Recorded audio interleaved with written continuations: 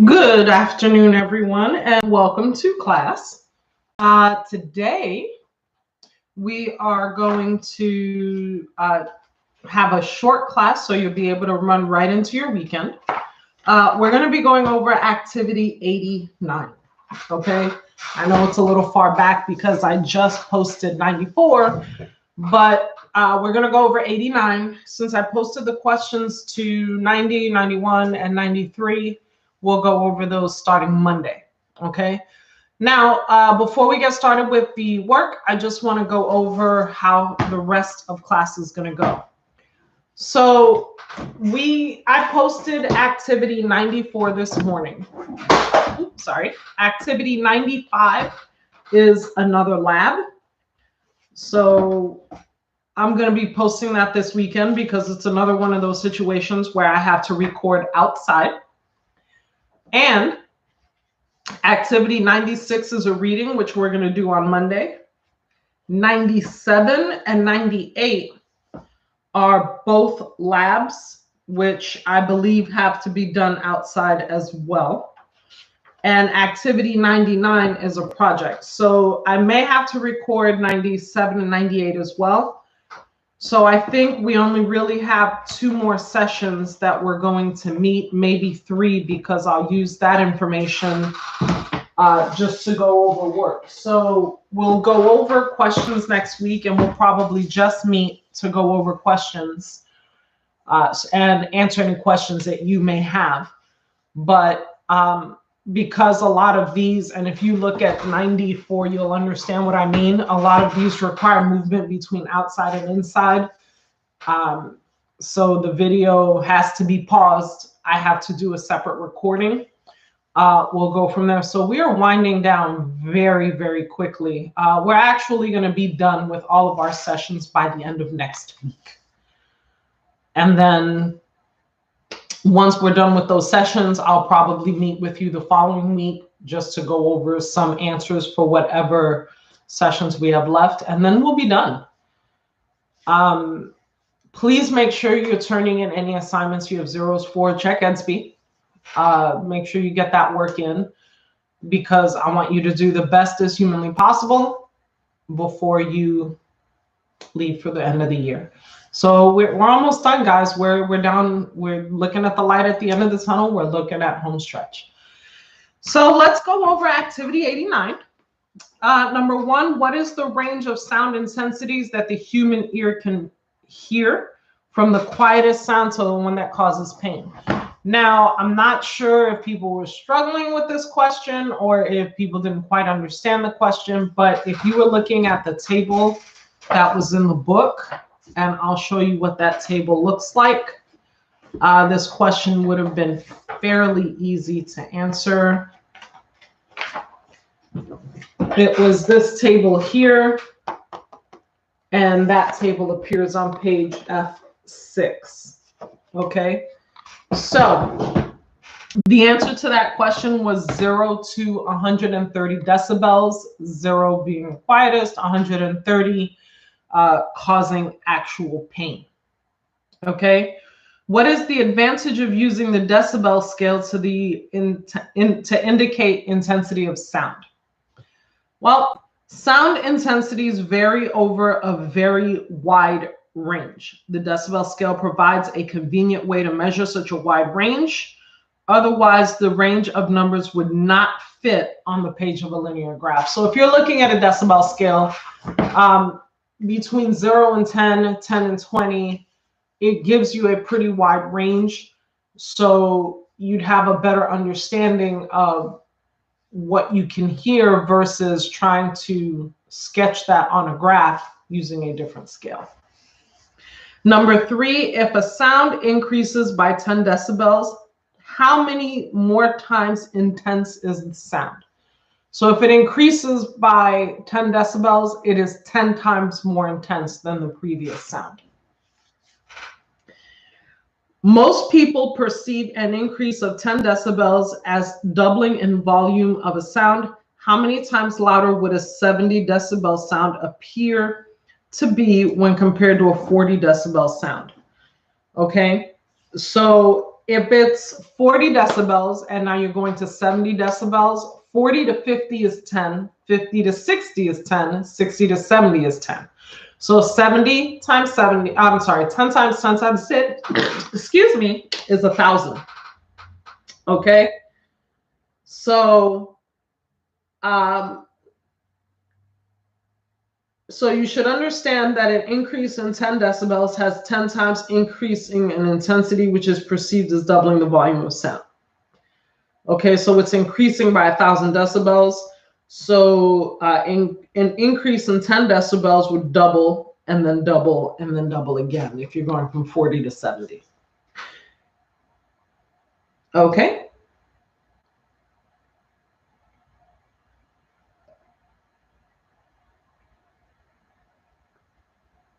All right. So if you were to double it 3 times, from 40 to 50, 50 to 60, and 60 to 70, 2 times 2 times 2 is 8. So you would be 8 times louder. All right, folks. So that was activity 89. There is something I want to explain as well. This is very important for you to understand. And those of you who did not do this or got this wrong, you can always go ahead and fix it. Send me an email. Let me know. If you're looking at the assignment that I gave you, for example, I believe it's activity 91. If I give you an assignment where they ask you for some kind of a drawing, please either draw it on a separate sheet of paper. Some of you, I thought that you were very creative. You went in and you put lines to indicate what the waves would look like to show an increase and decrease. So that was actually pretty ingenious. But if you want to draw it and send it to me separately, you're welcome to do that. I believe there's also a way that you can add an attachment. You can do to the document itself. You can do that. So if you want to simply do a verbal description, you can do a verbal description. But just leaving it blank or telling me I can't draw it, that's not an acceptable answer. Okay, you have to make an attempt to either describe it or physically draw it and attach the document to it, okay? Or email it to me. Some of you have done all 3, okay? So on Monday, we're going to go over 91 and 92, and we're going to go over the reading for 95. And on Tuesday, we'll probably go over the next set of questions. So please make sure those questions are done. I also wanted to discuss activity 94 a little bit, which I did post the recording. It is up. I did check before I came to class. So activity 94, you're looking at color absorption, okay? And you're looking at how light impacts, how colors impact light absorption and reflection. So basically what I did, so you understand the video, and I had to pause the video at different points, is I recorded it, paused, brought it outside to show you what we did outside, paused, brought it back inside, so on and so forth, so that you could see, because there's no way you would have been able to see some of the things outside, and obviously I wasn't receiving sunlight inside to be able to do it. So I thought it was actually pretty clear to see what some of the changes were. So hopefully you'd have a good visual of that. Let me know if you're able to see it. I don't know when open houses, schools actually are discussing, so you're aware of what may or may not happen next year. So just so you're aware, we don't know what's going to happen with the beginning of the school year. So notifications on open houses, freshman nights, all of those things have not been discussed yet. Okay, and that's in part because we don't know how the pandemic is going to be panning out in August. Okay, if they're not allowed to have certain, if social distancing has not gone to phase 3 yet, we may not be able to begin normally. We don't know. These are things that is being discussed on the upper admin side, the district. But obviously we won't know anything until the pandemic, until we reach August and we know where we stand. Phase 3, we're currently in phase 1 of going out of social isolation. So, they open certain restaurants, they open certain businesses, but only 25 people could be there at a time. You still have to be 6 feet apart, so on and so forth. That's phase 1. Phase 3, I believe, is either right before regular release. I don't know. They haven't told us what phase 2 is. I'm not sure if phase 3 is back to normal or phase 3 is right before back to normal. I don't know yet. I know they just opened up phase 1 this past Monday. Now, a lot depends on whether or not we have another wave of illness. We don't know what's happening. We know what they're trying to do right now. So we're not worried about open houses. We're not worried about the beginning of school. We have to see how the summer pans out. And as notifications are being given, it'll be translated. So the district is figuring out what they have to do in the event that they can't do, in the event that we have to be socially distant still, they're planning what has to be planned. In the event we don't have to be socially distant, then they're planning for the opening of the school. So they have to plan for every possible scenario. And once they know and they put the plan into place, then we will know. But obviously, we don't know where we're going to be in August yet. So we just have to be patient. Okay, the district is working out every possible plan so that we can transition as smoothly as possible. They're doing everything that they can. Okay, I know I didn't really answer your question, but we don't know because they don't know. So they're just putting every possible scenario, every plan for every possible scenario in place. Okay, so when you look at the video, just know that the purpose of the video was to identify different parts of, identify how the visible light spectrum is broken down. And in identifying how the visible light spectrum is broken down into into its component wavelengths, how those individual wavelengths absorb light. Okay, so if you have any questions, Monday would be a great time to ask, so please make sure you watch that before Monday. Okay, and I will post those questions today as well. You do not have to do them today, but I am posting them so that those of you who are on top of it can do it. As you watch the video, you can go ahead and get it done. I'll be probably going over those questions on Tuesday. Okay, I don't know.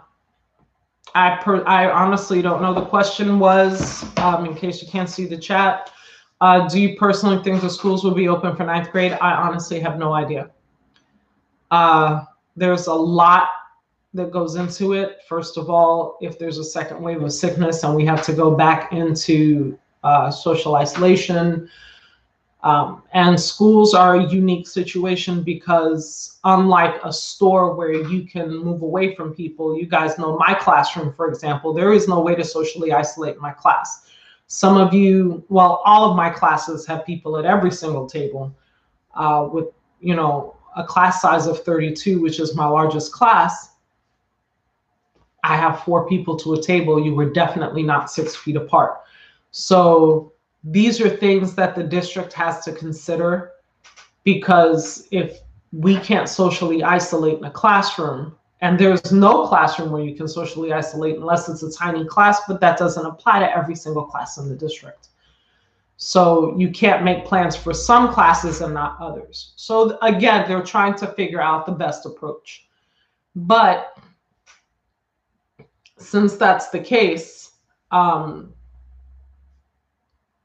they're looking at how to deal with the problem to, get you guys in school, get you to a sense of normalcy, but at the same time, they don't want anyone getting sick. So we just have to ride it out and see what happens. Okay. I know that's not really an answer. I honestly have no idea. We just have to see how the pandemic plays out. Okay. If there's another wave further down the line, then no, we're not going to be open. Now, it's not to say that we're not going to be open for part of the year. We may not be open for the beginning of the year. So it is sad, but you know what? it teaches us a lesson to appreciate what it is that we have. And hopefully, the powers that be that control our government, hopefully will understand that we need to react before it hits our shores, not after. But we do what we have to do to stay safe and to stay healthy and to keep our family safe and healthy. And that's all we can do right now. So, I know. I wouldn't want to start it online either. I mean, I wouldn't want to start any grade level online. It's, I mean, the upside for you guys is that you probably cover your online schooling requirement, but unfortunately, safety is more important than anything else. I'm just hoping that at the end of the day, we have as few casualties as possible. I know we've had a lot already, and we just stay as safe and as healthy as possible.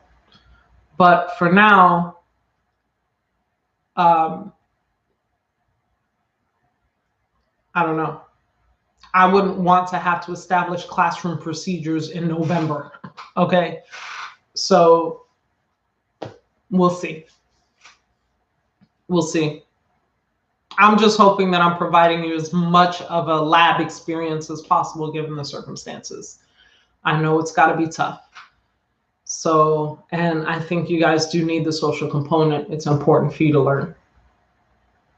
Okay. If you don't know how to interact with each other now, how are you going to know how to interact with each other as adults? You make mistakes now that you learn from. So, yeah, working from home isn't always, isn't all that fun all the time either. Okay. But again, the health of you and your family is what's most important. Oh, they can't do that. That's not going to happen. They can't make you take your 8th grade exams. Okay. It's an unusual situation. So, and it wouldn't be fair. All right, guys. So I've covered what I needed to cover. I went over what I wanted to go over. Again, next week, we're going to be going over questions. I'll be finishing up the content by the end of next week.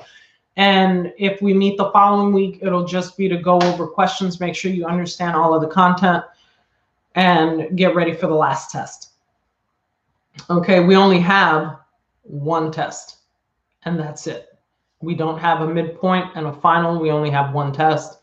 So that's it, guys. We'll meet a couple times to finish up and go over the work. If you need a review, let me know.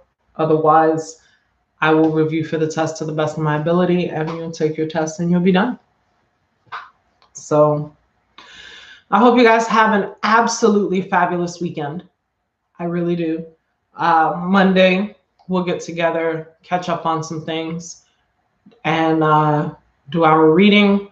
I will be posting activity 95 at some point, probably tomorrow. I'm going to post it depending on what the weather looks like. If not, later on today, and we'll go from there. Okay, take care, guys. I hope you have a wonderful weekend. Bye.